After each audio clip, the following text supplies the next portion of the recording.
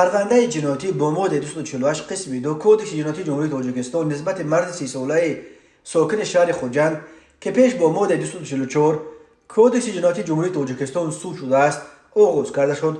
نامبرده 26 اپریل سال 2023 تخمینا ساعت 11:30 هنگام در نزد آشخانه فیلچه واقع در کوچه سیبزار قرار داشتنش بالای آشکارا از گوش دخترچه نابالغ 8 ساله ساکن ناحیه باباجان غفوروف گوشوار طلایی را تصرف نموده از جای حادثه غیب شده است. ضرر رسانده شده 2000 سامانی را تشکیل می‌دهد. اوید به این حادثه تفتیشات ادامه دارد.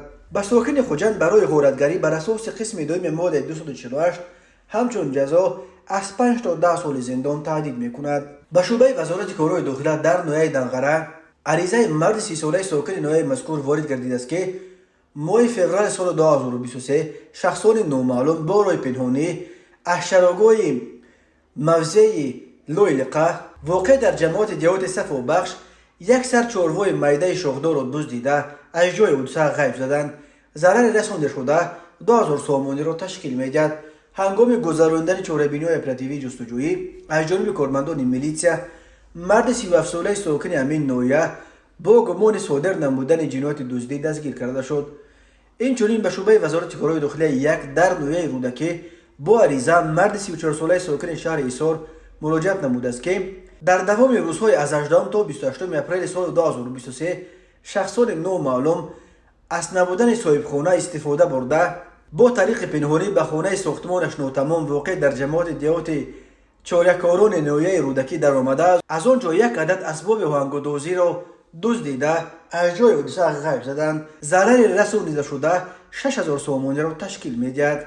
هنگام گذراندن چاره‌بینی‌های اپراتیوی جستجویی از جانب کارمندان میلیسیا جوان 18 و نابالغ 17 ساله ساکنان شهر دوشنبه همچون گمانبر در صادر نمودن جنایت دزدی دستگیر کرده شدند. همین طریق ضمن برگزار نمودن چاره‌بینی‌های اپراتیوی جستجویی از جانب کارمندان میلیسیا مرد 26 ساله ساکن ناحیه یووان با گمان صادر نمودن جنایت دزدی دستگیر کرده شد. نامبرده 20 اپریل سال 2023 تخمینا ساعت 11:00 از خانه استقامتی مرد 73 ساله ساکن ناحیه اسپیتامین یک چند نمود متاعهای گوناگون زنانه را به مبلغ 4500 سامانی و یک چند نمود جواهرات گوناگون طلایی را تصرف نموده از جای حادثه غیب شده است. ضرر رسانیده شده 10800 سامانی را تشکیل می‌دهد.